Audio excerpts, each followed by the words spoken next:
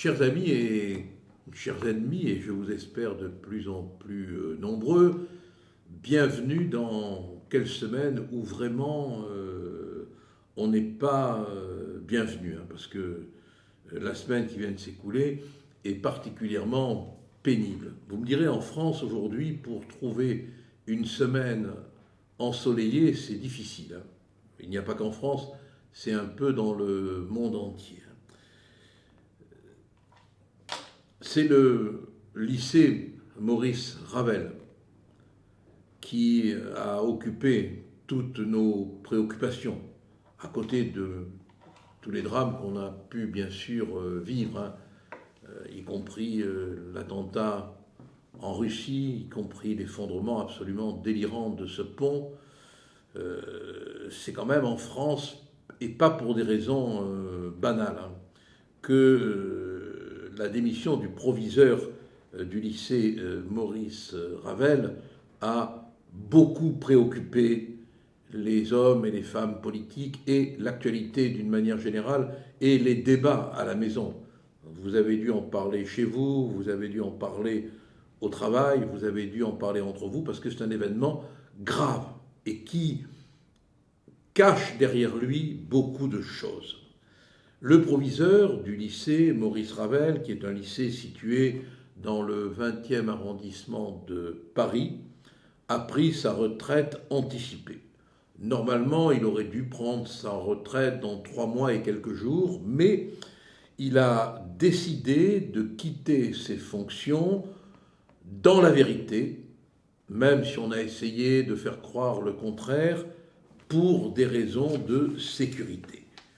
Dans le message qui a été envoyé aux parents d'élèves et aux membres du conseil d'administration du lycée, il est clairement indiqué que le proviseur a quitté ses fonctions, je cite, ma source c'est Le Parisien, pour des raisons de sécurité. Lui aurait souhaité poursuivre son activité jusqu'à la fin de l'année. Il pensait que les choses allaient se tasser, mais il s'agit, peut-on lire, de menaces sérieuses. Et oui, encore des menaces. Donc il fallait le protéger et protéger aussi les élèves et les personnes du lycée. Protection du proviseur, protection des élèves, protection des personnels du lycée. C'est une décision, peut-on lire, concertée, explique une source proche du dossier. Donc, qu'on n'aille pas nous raconter que le proviseur a pris sa retraite parce qu'il avait envie de jouer plutôt tranquillement à la belote ou à la pétanque, je ne sais pas si ce sont ces distractions ou s'adonner à la lecture. Non, non, non, non. Il est parti avant l'heure de la retraite parce que sa sécurité était menacée et parce que sa présence menaçait également la sécurité du lycée, des personnels et de l'environnement. Voilà, c'est terrible. Et tout cela a pour raison d'être l'effet suivant. Une élève, une lycéenne,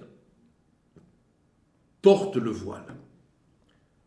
Le proviseur lui demande, comme c'est l'application de la loi depuis maintenant 20 ans, loi qui n'est pas respectée, loi qui est provoquée, bafouée, la lycéenne voilée se rebiffe et prétend, je cite, qu'elle a été frappée et tapée. Peu importe le pléonasme, on n'en est plus là. Frappée et tapée. Elle va même, ce qui montre à quel point il y a derrière son comportement, si on sait lire le sens des choses, une organisation, elle va même jusqu'à déposer plainte contre le proviseur pour violence n'ayant pas entraîné une incapacité de travail. Je m'arrête un moment là-dessus pour qu'ensemble, on ne finisse pas trop abruti.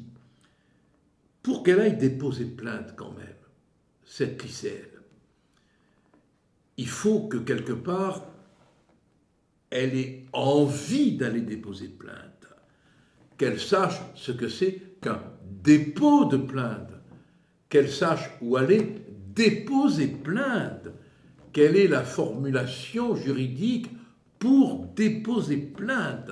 C'est donc pas un acte anodin, c'est une volonté de mettre le proviseur en situation d'accuser.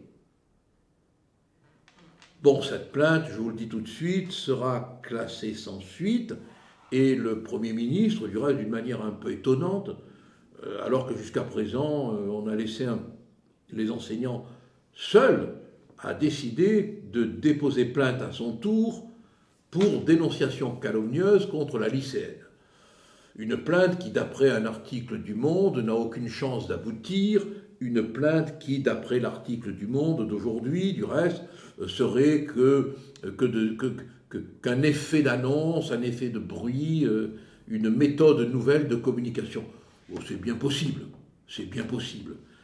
Elle n'ira pas loin, cette plainte, ça, on peut être tranquille. Mais ce qui est préoccupant, c'est qu'à la suite de ces déclarations, relayées par une députée du reste de la France insoumise, eux, ils sont toujours là, lorsqu'il s'agit d'alimenter une espèce de polémique extrémiste, religieuse, radicale. Ils sont toujours là. Et des menaces, à la suite de cette plainte, à la suite de ces accusations de violence, ont commencé à fouetter le proviseur sur les réseaux sociaux. Des menaces de mort réelles, quoi, qui ont fait peur, qui ont créé l'inquiétude au point que l'établissement a dû être protégé.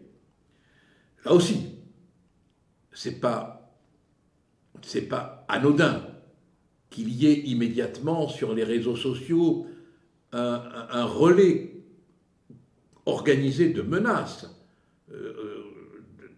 même si on a pu interpeller deux individus qui auraient proféré des menaces, dont l'un en comparution immédiate a été relaxé, ça la fout bien entre nous, bon, et l'autre attend, je pense, d'être jugé, je crois qu'il est encore en garde à vue, ça a dû être aujourd'hui terminé, mais tout ça ira pas très loin. Mais ce qui est préoccupant, c'est l'immédiateté des menaces, quoi. Il y a une volonté de faire peur, d'intimider, et cette volonté, cette technique, cette stratégie, elle n'est possible aujourd'hui que parce que depuis des années et des années, on a laissé faire. Le proviseur, à son tour, bien sûr, a déposé plainte, là aussi, bon, mais il y a des plaintes de partout, mais enfin, la réalité, elle est ailleurs. Elle est ailleurs, elle n'est pas dans les plaintes, elle est dans la réalité des menaces, qui fait qu'aujourd'hui, les enseignants n'en peuvent plus, les proviseurs n'en peuvent plus. Le problème, a-t-on pu lire, c'est que les menaces de mort continuaient sur les réseaux sociaux, même des vidéos visant le proviseur. Voilà. Alors bien sûr, on ne peut pas oublier ce qui s'est passé. On ne peut pas oublier les professeurs assassinés. On ne peut pas l'oublier. Même si la jeune fille a quitté l'établissement et si elle s'est dit fort prudemment, fort tactiquement, désolée, et même si elle a condamné les menaces. Mais comme le dit, et là je vous demande votre attention parce que les faits, il ne faut pas simplement se contenter de les voir. Il faut, et mon activité d'avocat criminaliste me l'a enseigné, il faut toujours s'attendre au pire derrière un fait, parce qu'il se cache toujours autre chose. Il y a le fait tel que vous le voyez, et puis il y a les coulisses du fait. Et c'est dans ces coulisses que se trame le pire. Et un enseignant, je crois un professeur de musique du lycée, a déclaré ceci: le problème le plus global, c'est la place prise par la religion dans les établissements scolaires. Aujourd'hui, dit ce professeur, des sixièmes refusent de chanter en période de Ramadan parce que c'est haram. Et elle a cette phrase, ce professeur, qui pourrait devenir le titre d'un livre, le titre d'un film, un élément de réflexion et de méditation.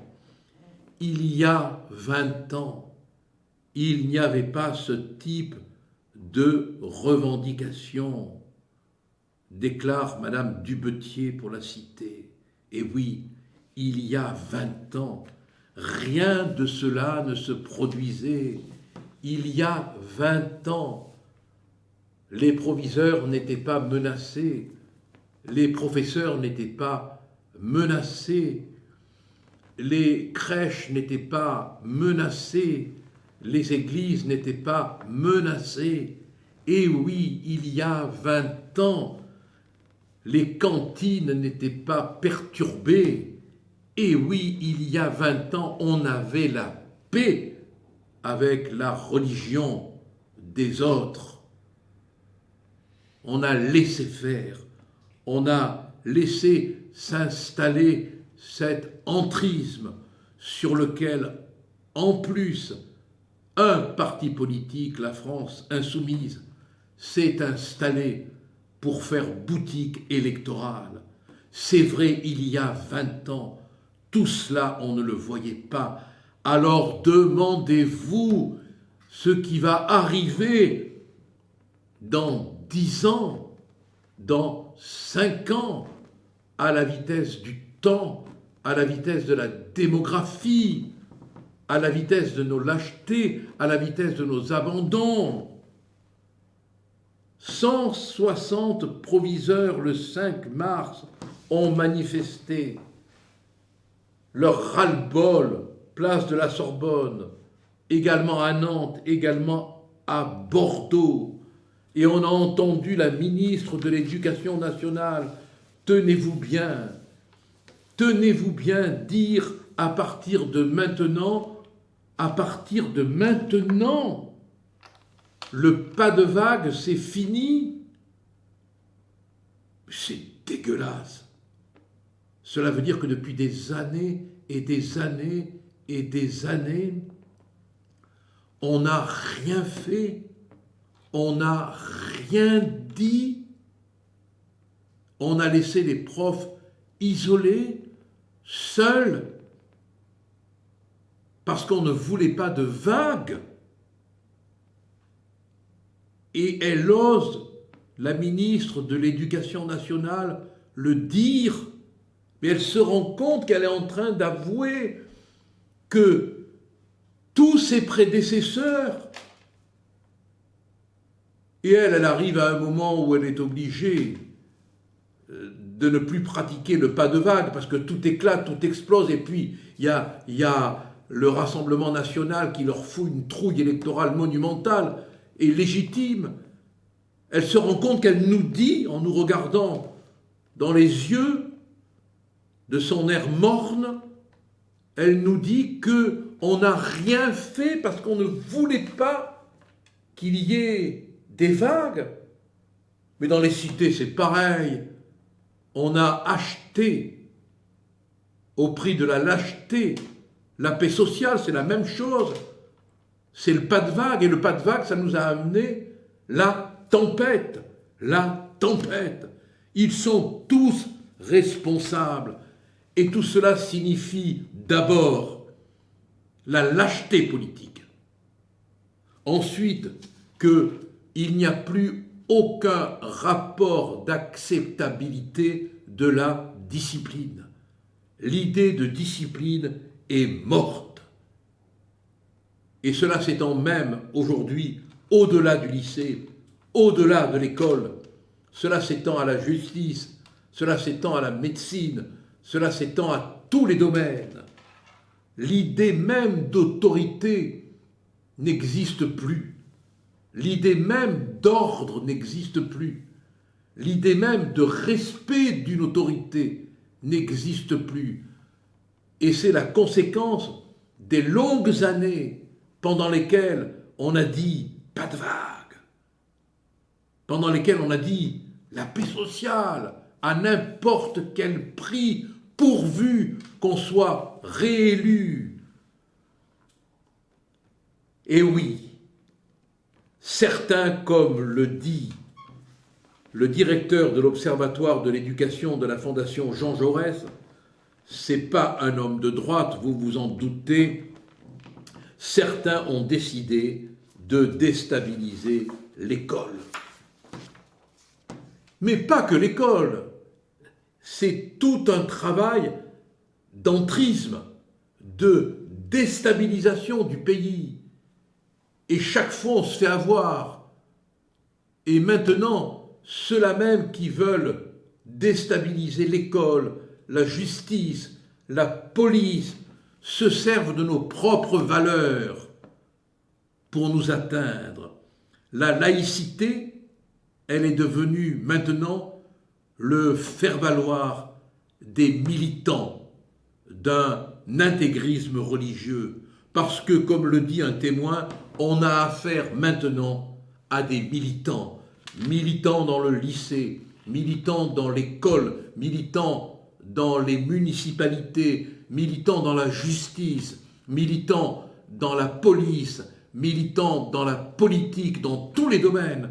On a affaire à des militants de l'intégrisme radical. Et on est confronté véritablement à une menace. Et je ne sais pas si l'État tiendra le coup, mais en tout cas, il y a forcément le risque qu'un jour, si notre État s'effondre, on voit se dresser un autre État que je ne veux pas. Ce que je vous dis est d'autant plus vrai que la menace s'étend maintenant un peu partout et prend une dimension européenne. Oh, c'est pas d'aujourd'hui. Mais quand on apprend que des armées de plusieurs pays d'Europe viendront pour donner un coup de main afin de sécuriser les Jeux Olympiques, on se rend compte que tout le monde est concerné. Et ce qui s'est passé en Russie, dont la cause fait querelle, dont la cause, je parle de l'attentat bien sûr, fait dispute, ne change rien à la réalité de la présence du terrorisme. Et tout est en lien. Tout est en lien. Le monde reproche du reste au Premier ministre d'avoir fait un lien entre ce qui s'est passé dans le lycée et la situation générale de danger terroriste. C'est peut-être forcé, c'est peut-être vrai aussi, parce que je crois qu'il y a véritablement des officines du terrorisme. Et c'est incroyable d'entendre le président de la République dire qu'il va envoyer des troupes, peut-être au sol en Russie, en Ukraine, alors même qu'on entend qu'il va nous falloir des renforts des armées des pays européens pour sécuriser les Jeux Olympiques. Ce qui veut dire qu'on n'est plus en moyen de faire seul face à l'insécurité terroriste dans laquelle on est. On n'a pas pris la mesure que le terrorisme se faufile de partout et qu'il a des dimensions différentes, des moyens d'expression différents, des instruments de déstructuration différents. Espérons que l'on arrivera dans les temps qui vont venir à avoir la fermeté nécessaire, parce que sinon, mes amis, je vous le dis, avec toute la liberté qui est la mienne, on est foutu. Voilà. Et je ne sais pas comment on pourra se redresser. Cette situation ne m'empêche pas quand même, parce que moi je crois à la résurrection, donc je crois à l'espérance, de vous souhaiter malgré tout de bonnes fêtes de Pâques, parce que c'est la fête de l'espoir. Merci. Et à la semaine prochaine, et encore merci de nous rejoindre si nombreux. Plus vous êtes nombreux, plus on est fort.